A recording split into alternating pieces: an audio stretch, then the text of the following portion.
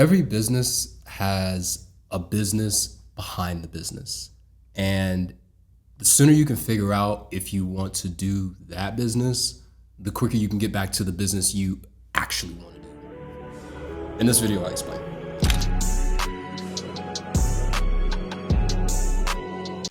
For those of you who don't know, my name is Jonathan Solomon. I've been an inbound marketer for the past 7+ years. I spent 4.5 at the largest football data analysis company in America, leading content, SEO, and eventually paid media, helping grow consumer MRR from 200,000 to roughly 600K at its height, while managing 1.5+ million in paid media spend during that time. Today, I'm the CEO and accounts manager of Refinity.io, where we help mid-enterprise, startups, and fast-growing small businesses scale their marketing operations through automation, advertising, and analytics. So I built this fig jam really quickly to walk you through 3 of my actual clients. For each one, I'm gonna show you what they sell, and then I'm gonna show you what they actually run on behind the scenes. What's great about this is that these are real businesses, real problems, and the gap between those 2 things are where most operators get stuck. So let's begin. All right, let's start with the most regulated of the 3, Anytime Capital, a financial technology company based in Atlanta, Georgia, that positions itself very uniquely in the fintech space. So they have 2 main offerings. Number one, what they're most known for, Anytime Capital, to my knowledge, is one of the only places in America where you can walk off the street with cash and buy cryptocurrency legitimately at a fee lower than the Bitcoin ATMs. So they have a real unique offering, because when you look at the Coinbases and other places of the world, they don't actually have physical branches where you can walk into. So the branch itself provides a lot of marketing and trust and community and all that. And then the second aspect is they partner with banks to offer white label products that are FDIC insured, like cash cards, reloadable cards, and things of that nature. That is the offering on the surface. When you peel back the business, what's actually running the business are money logistics, withdrawal, wire, and re-up of inventory. Essentially, Anytime Capital is reselling its crypto inventory to retail consumers. To do so, it has to be very good at predicting when consumers buy, when demand goes up, and when to restock for that demand. Every time a customer buys crypto, cash comes in. That cash has to be withdrawn, wired, and then re-up to buy more crypto. That's not a finance problem. That's a logistics problem. If that cycle slows down, business slows down. It doesn't matter how good the product is, and it doesn't matter how much demand there is. This is purely a logistics problem. If the money isn't moving, nothing moves. Anytime Capital is not just in crypto. They're in the cash money management business. And the more effective they are at managing that cash money and flow, the more crypto sales they'll get, not only in volume of cadence, but also volume of quantity of orders as well too. Point number 2, KYC and AML. Know your customer and anti-money laundering. In financial services, these aren't best practices, these are survival requirements. Every transaction is a fraud risk, and every chargeback is lost revenue. One compliance failure in a regulated industry doesn't just cost you money, it costs you your operating license. So the real question they wake up asking every day isn't how do we sell more crypto, it's how do we stay in business while doing it? An example like this, the scaling is not in the actual demand of customers or being able to fulfill customers. It's the cash flow management of when to re-up and buy inventory against expected demand in perpetuity. Nailing that allows you to go back to the fun side of buying and selling crypto and doing all those other things, but you can't do all those other things until you have the foundation in place for your logistics on monthly inventory. What does your outgoing flow look like? What does your incoming flow look like? When you better understand these things, you can make smarter decisions, not only in other parts of the business operationally, you can make smarter decisions in your marketing on when and where to spend marketing dollars. And to the final point, the company turns down 85% of business online and roughly 55% of business that comes in the door because of fighting fraud, chargebacks, and scams. So on one side of this, we have a logistics business, and on another side, we basically have predictive analysis for fraudulent behavior. So when you actually peel back this business, it has nothing to do with buying and selling crypto or even, buying and selling, white label banking products. It actually is a money logistics business mixed with KYC AML. And the better you can nail those two issues, the faster you can scale to get more customers. Crazy, I know. That's Anytime Capital. Let's go to the next one, which is a different industry. All right, client number 2. Atlanta Unique Auto Sales is a luxury, affordable used dealership based in Norcross, Georgia. Fun fact, they're actually where I got the Sadies from. And it was such a great thing because they were the first automotive client I had. And when the finance dude saw what I did, he immediately asked me about marketing. And that's just a great example on how some of your first couple clients for a specific industry, maybe people you already know, leverage that. It's very helpful. Nevertheless, they're a dealership, and what matters most to them are bookings and people coming through the door. What they sell, quality cars at prices that make sense. Here's what the car business actually is. Number one, which is most important to me and it's what we do at Refinity, speed to lead. The moment someone fills out an inquiry form, they're actively in purchase mode. In automotive, the window between submitting a lead and that lead going cold is not hours, it's really minutes. If a rep doesn't contact them in that window, that buyer moves on to the next dealership. No loyalty, no hesitation, gone. So the entire intake pipeline has to be engineered for speed. The lead comes in, hits the CRM, rep gets notified. That sequence has to happen fast enough that the lead still answers. Otherwise, the pipeline is broken. Most dealerships don't have that, and they're running on spreadsheets and voicemails. So basically, their reps are getting leads that were once warm, are now kind of lukewarm to semi-cold again. And now they're trying to basically backtrack and catch up to those leads that initially filled out the form. And those leads aren't even around because they're on to the next thing. So then they have to leave a voicemail and it becomes a game of phone tag. And then nobody gets paid. So that's the first thing. The second thing, and it's one of my more personal favorite things that we do at Refinity, is warm transfer. What you come to find out is that speed is not enough on its own. When that rep makes contact, they need context. And it's one of the reasons why I named the byline for my company Marketing with Context, because marketing without context is just a bunch of data and creative and it doesn't make sense. What car was the lead looking at?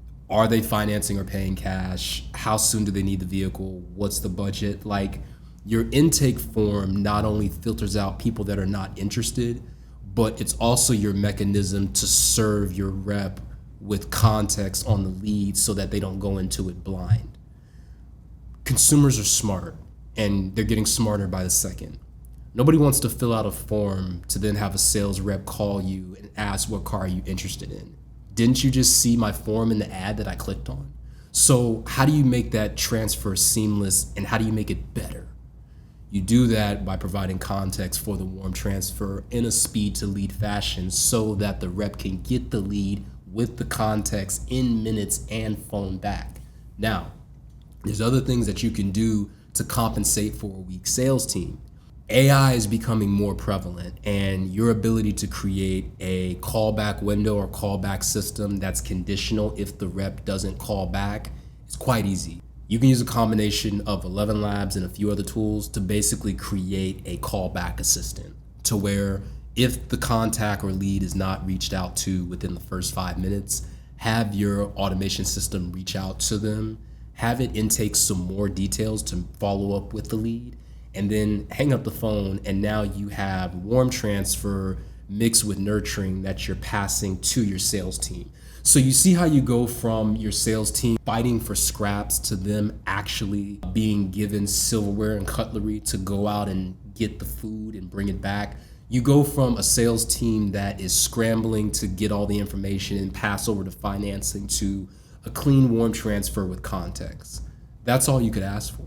So those are two. The third one that's interesting in the dealership space, because there's three for dealerships and automotive, and it kind of goes back to the last client with regards to logistics, but for automotive is inventory velocity, average days on lot to clear out for auction buys. So when you peel back the analytics of a dealership, there's a lot of different numbers you can look at.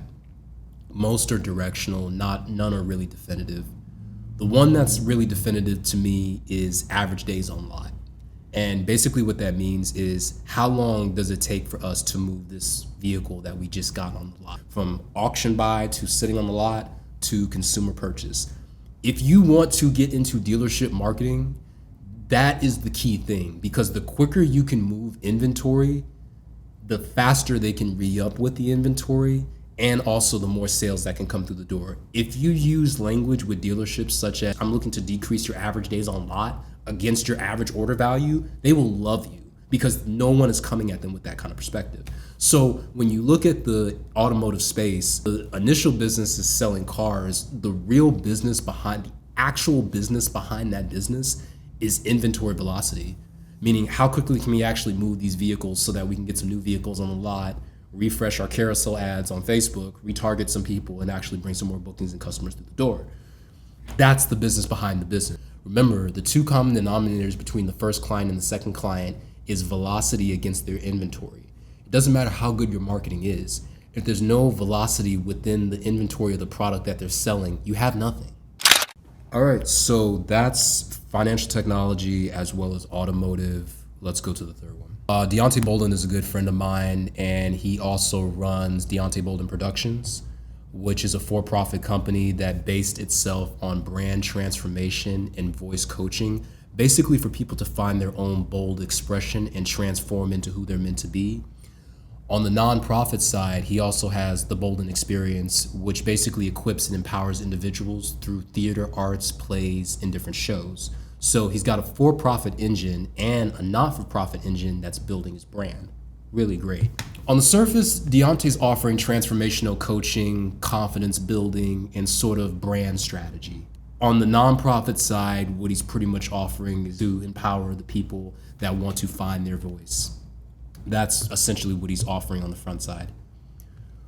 What's really running his both for-profit and non-for-profit companies are community building, so finding like minds who share his vision to ultimately create content and nurture that fire, aka community, as well as building an inbound flywheel with the content to build authority to drive inbound towards his coaching and speaking.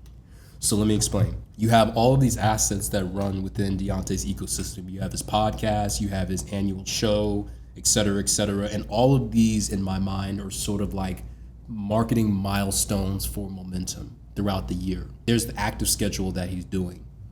Underneath that are the things that he's building once again in perpetuity for his actual brand and community. When you look at what he's doing underneath the surface, he's building community by finding like minds that are interested in growing with Deonte Bolden Productions. The reason why this is so powerful is because the services that he offers inadvertently builds his community. I'm gonna make a video about this, but the biggest thing transformational coaches need to realize is that the better you can quantify the journey of outcome, the more successful you'll have with regards to the customers, but also building the community. Because one customer or client done right tells 3 or 4, and they become your biggest advocates, and 4 become 8 and 12, and it multiplies. So why is Deonte's business so good? Because not only is Deonte a testimonial to the business because he's transformed himself, Deonte is also building community inadvertently through the people that he's coaching and educating. So as he's coaching and educating these people and they're going through his program, they're inadvertently becoming a community builders and community advocates. And in a scenario like this, you need more advocates than any sort of paid media you can run. So Deonte inadvertently is building an inbound flywheel, which over time will start to feed him. It takes a minute to get there, but once you get there and that flip of a switch does happen, you go from trying to do content, outreach to quality content, and inbound methodology. right? This is what you learn a lot about at HubSpot and other places when it comes to making that inbound flywheel of attracting, engaging, and delighting. We're moving away as a society from funnels because the customer journey isn't linear. It goes different ways to more so a circular, cyclical nature. So how do I attract the customer that I actually want? How do I engage them in a manner that's contextual to their nature? And how do I delight them to leave them with positive sentiments so that I can retain them and they come back around, hopefully with 2 to 3 more people because they've been the advocate for the community that I'm building. The point of all of this is to say that any business can be successful. The reason why most businesses fail is because there's usually a business behind the business that is not uncovered until it's too late. And before you go into any business, the more research you can do on what's the business behind the business, the more successful you'll be.